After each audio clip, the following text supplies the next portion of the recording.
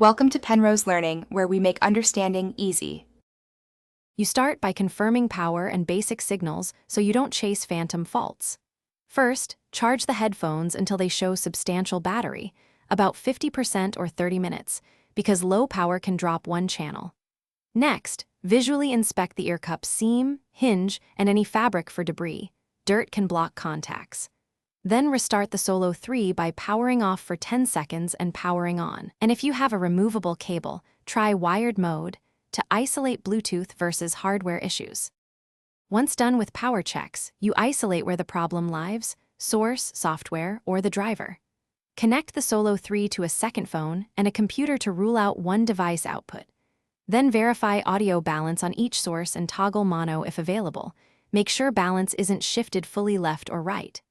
If the issue persists and you're comfortable opening the ear cup, remove the pad, check the speaker cable, sockets, and solder joints for loose connections or disconnected wires.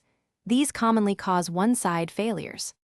To finish, you either repair the internal connection or replace parts depending on what you found. Reseat any pressure fit connectors, and if you can solder, reflow cold joints on the speaker leads. Replace the driver if it fails continuity with a multimeter.